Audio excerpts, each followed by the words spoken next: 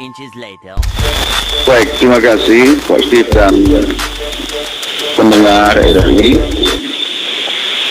Sesuai pertanyaan, maka yang dapat kami sampaikan di sini, penyebab terbesar kebakaran untuk bangunan gedung adalah 70% dari ke atas itu disebabkan oleh masalah listrik, hubungan arus pendek. Dan ini lebih didasarkan pada kelalaian.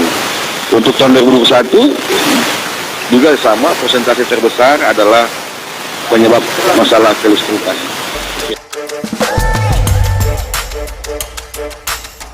Ya, terima kasih. Kami kira juga kalau boleh berpesan dengan atas jawaban ini, pertama jangan asal utak-atik, ya. PLN itu tanggung jawab terhadap KWH, tetapi pemakaian dalam rumah atau bangunan kita itu tanggung jawab tuan rumah atau pemilik bangunan itu sendiri. Ya. Jadi kalau boleh jangan asal utak-atik, ya. Apalagi dalam hal mempertambah daya tanpa ada konsultasi atau ditangani oleh ahlinya. Yang kedua, itu barang kalau boleh yang berkaitan dengan yang standar nasional. SNU, jangan tertipu dengan yang murah namun rendah kualitas. Yeah. Yang ketiga adalah perilaku mengumpulkan satu area atau satu colokan untuk beberapa pemakaian. Okay. Dan yang keempat, usahakan peralatan listrik yang ada di rumah itu tidak terlalu lama menancap di sumber listriknya. Kemudian yang kelima, kalau sudah ada kontak yang longgar, itu sebaiknya diganti. Begitupun lampu, dan usahakan instalasi itu kalau anjuran PLN sendiri sebenarnya minimal 10 tahun sekali. Namun karena seperti sekarang musim hujan dan tikus lebih suka berada di atas rumah, maka ada kemungkinan kita setiap ada kesempatan untuk memeriksa. Jangan-jangan sudah ada kabel yang terkelupas oleh karena masalah tikus tadi. Jadi saat ini di Damkar Manado tersedia armada itu 17 maksud saya, dan satu komando.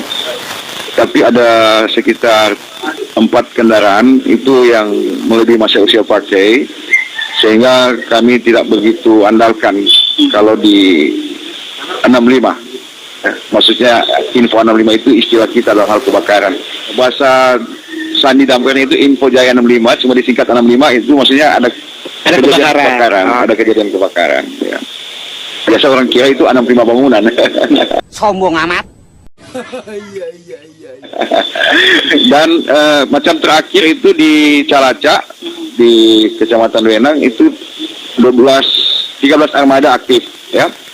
Dan yang terakhir itu ada 4, namun 2 itu bantuan tenaga dan personil dari pemadam provinsi. Lalu anggota kita yang standby di lapangan itu memang ada 3 shift. Istilah peraturannya adalah peleton. Dan dari peleton ini dibagi pos-pos bantu dengan yang memimpin adalah para danru. Jumlah tenaga lapangan sebetulnya ada 120-an orang, 120 orang. Dan mereka itu 1x24 jam 3 shift. Ini sebetulnya masih merupakan hal yang minimal, tapi tetap kami berupaya melayani secara maksimal. Perkembangan COVID, pemerintah Kota Manado tentu masih terbatas, ya, masa khusus dalam hal itu, maka bukan satu alasan untuk kami mengeluh soal itu. Oke. Tetap bekerja maksimal, Pak, tetap kerja melayani apapun, apalagi sekarang berdasarkan Peraturan Menteri Nomor 16 Tahun 2020, kelembagaan kita yang sementara susun perdanya menjadi pemadam kebakaran dan penyelamatan. Kalau sekarang dinas kebakaran, harusnya sudah menjadi pemadam kebakaran dan penyelamatan. Jadi kita sudah kerja kayak 911 kalau di luar negeri. Ada ular atau hewan masuk rumah, hewan terjebak kayak ular atau anjing, kucing. Kalau masyarakat minta layani, ya kita harus pergi. Kita harus melayani. Jadi seperti yang di luar negeri, benar-benar, Pak, ya. Cincin yang sangkut kita harus layani. Sarang lebah. Sekarang kita menambah pos, walaupun dengan personil yang ada sekarang. Baik, ya. Terima kasih Pak Supriyatna. kata terlambat menjadi suatu hal yang lumrah, tapi bukan berarti harus menjadikan kebiasaan tentunya. Damkar Manado, untuk Manado tetap berbenah, ya, termasuk disiplin, ya. Makanya tadi kekurangan anggota bukan menjadi penghalang sebetulnya untuk kami membuat pelayanan yang maksimal. Salah satu yang kita benahi termasuk pertama adalah disiplin dan skill. Sekarang ini kita tetap join dengan beberapa institusi yang melakukan peningkatan skill itu, termasuk Basarnas. Ya, ketika risikonya apa semua. Kalau soal pemadam, kita sendiri sudah ada petugas dengan sertifikasi dari PNS, dan mereka menjadi senior-senior yang menjadi sifatnya sudah memahami. Tapi untuk tenaga harian lepas, ini persoalannya di sini untuk mereka harus selalu kita evaluasi. Dan kalau berkaitan dengan yang kurang itu lebih dikarenakan kemampuan anggaran, karena apalagi masa pandemi, pendapatan daerah itu sebagai sumber gaji mereka tidak dapat memenuhi, ya. Jadi apalagi orang bekerja mungkin tidak dibayar. Dan kami tidak bisa menjamin orang bekerja tanpa risiko kalau dalam pemeriksaan oleh lembaga pengawas. Ya. Gitu. Dan kalau di Kota Manado sendiri sebetulnya untuk wilayah daratan kecuali Bunaken Kepulauan, kita masih perlu meladani dengan pembukaan pos. Ya. Jadi kalau satu pos atau satu wilayah manajemen kebakaran itu bisa ada 1 atau 2 armada. Satu armada itu memungkinkan harus 6 personil. Ya. Maksimal 5 personil minimal. Namun pada kenyataannya dengan yang ada sekarang maka kita mencoba maksimal 4 minimal 3. Nanti sifatnya saling drop, ya, di subsidi dari luar, ya, atau saling bantu pos. Nah, sifatnya begitu. Yang ada sekarang 1 pos kotis, yaitu ada di kantor wali kota, lalu ada 5 pos bantu, yaitu di Malalayang 2 armada, dan sudah mencakup di Kecamatan Sario pelayanannya. Nah, di situ untuk Sario kita masih numpang di kantor Dewan, ex-Dewan Provinsi atau sekarang Dewan Kota Manado, dan sifatnya masih ngetem itu, Pak, atau semacam standby dari jam 9 pagi sampai jam 7 malam. Lalu ada yang menetap 24 jam di Wanea, selanjutnya di Mapanget. Nah, karena wilayah Mapanget besar, ini juga masih ada 1 armada. Kita sudah siapkan hanggarnya untuk lebih baik, jadi akan ada 2 armada. Ya, itu 24 jam. Lalu di Tuminting. Di Tuminting itu ada lagi 2 armada dan sifatnya 24 jam. Lalu ada PDAM. Kita buka pos bantu lagi di situ, sifatnya cuma ngetem. Tapi oleh pihak PDAM nanti apabila sudah selesai masalah di sana, kita akan diberikan kesempatan menempati 1 ruangan yang sifatnya kemudian jadi 1 pos lagi apa ya? Permanen, ya. Jadi kalau standby, tapi kami tetap 24 jam.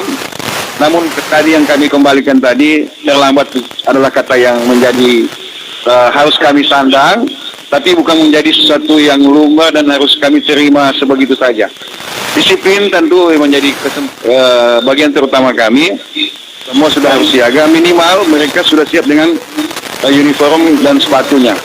Jangan nanti soada 65, baru pasti harus pakai seragam lagi ya, Pak. Mereka di absen foto.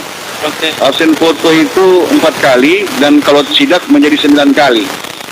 Jadi situ, jadi kalau ada yang bilang dia dikeluarkan, dirumahkan, mungkin salah satu efeknya adalah di situ. Karena masyarakat nggak mau tahu damkar itu mau datang cepat atau datang. Nah, terlambat ada dengan cacian, tentu datang cepat bukan berarti kita dapat pujian. Yang jelas, semua itu harus damkar terima. Bahwa masyarakat akan memberikan penilaian sendiri.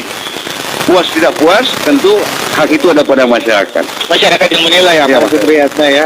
Tapi mungkin juga Pak beberapa waktu lalu sempat viral juga di sosial media itu masyarakat yang live dulu atau mungkin juga share dulu di sosial media, baru kemudian mungkin ada beberapa yang baru menghubungi petugas kebakaran. Bisa jawab? Iya, boleh Pak. Iya. ada kecenderungan sekarang terjadi main setting yang berbeda ketika ada kebakaran, bukan mengedepankan nomor telepon damkar yang dihubungi, tetapi live streaming atau live FB. Nah, sambil lagi itu dia ngomel, dan ada pemadam lama pemadam ini. Lah kenapa yang bersangkutan tidak ada hak, tidak ada salah hak untuk dia untuk live, tapi alangkah baiknya sebagai warga kota, sebagai sifat kemanusiaan, didahulukan menghubungi damkar. Ya. Apalagi 112 bebas pulsa Pak ya. Dia terlambat, ya kita juga terlambat pasti. Tapi justru yang jadi aneh adalah kami justru mengetahui dari live itu. Iya. Padahal kami sudah punya aplikasi di mana data itu lengkap, penelponnya ada, titik lokasi kejadian ada, penyebab itu sudah lengkap.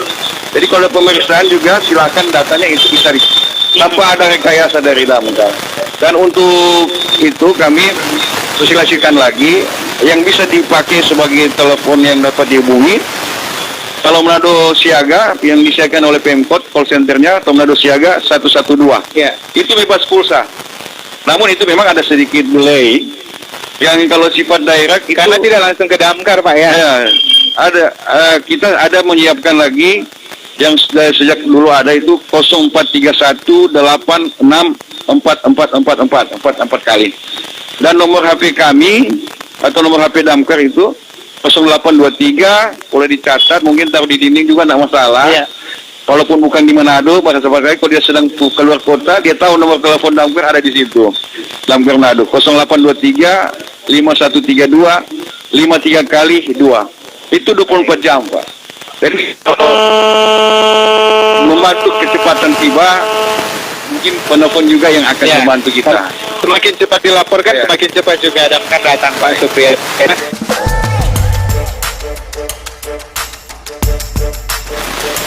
Baik, terima kasih. Kalau di Manado ada juga yang disediakan Pemkot di solusi pengaduan warga atau 112 itu, termasuk ada PLN di situ. Kita biasa dengan Pak Yudhistira, dan kami sendiri langsung aktif telepon beliau apabila ada terjadi risiko menyangkut listrik di area 65 atau kebakaran. Ada nomor telepon PLN itu 0431 untuk Manado 123. 0431 123. Dan juga ada PLN Mobile, termasuk itu pengaduan. Silakan. Termasuk tadi saya teruskan di 112 itu semua permasalahan ada boleh dilaporkan di situ. Tentang kemacetan, tentang tipmas, tentang kebencanaan, kebakaran, silakan. Sama di 14 wilayah. Sebaiknya juga tahu kesini pala, jangan nanti mau cari pala kalau sebicara mau bantuan. Iya. Gitu. Kalau pencairan ya Kalau bansos. Iya. Pak Supriyatna, ini mungkin yang terakhir, Bu Tiara juga mungkin saya juga ingin tahu kalau untuk pengisian ulang mobil pemadam kebakaran airnya itu biasanya diambil dari mana Pak? Kalau untuk Kota Manado? Kalau di Manado ini kita lakukan di hidran. Memang hidran yang tersedia. Memang ada ya? Sebenarnya hidran itu cukup banyak, tapi yang aktif dengan debit air yang cukup, yang kuat itu ada 7. Ada 7 titik. Dan kami sarankan kepada kita semua, namanya bencana itu kalau di LP lama kan ada segitiga. Permasalahan bencana, termasuk kebakaran sebagai bencana sosial, itu tanggung jawab bersama, pemerintah, masyarakat, dan dunia usaha. Maka kalau boleh kepada bangunan gedung, bangunan besar itu mereka usahakan juga memperhatikan sistem proteksi kebakaran. Alat pemadam kebakaran, apa itu yang bisa dijinjing itu setiap tahun harus diperiksa. Ada masa expirednya kan? Ada masa, itu ya? kita bisa kemudian hubungan dengan damkar itu sebaiknya aktif, tetapi jangan sampai Anda menerima petugas yang sebetulnya bukan petugas kita gitu. Baik. Mereka dari pihak lain atau yang sudah bukan orang damkar lagi dan menyalahgunakan ini. Yang sekarang ini Blangkar sementara melakukan survei termasuk pendataan. Nah, kira-kira itu demikian. Baik. Dan terima kasih atas segala saran untuk Damkar Manado. Terima kasih Pak Kepala Dinas Pemadam Kebakaran Kota Manado, Pak Supriyatna.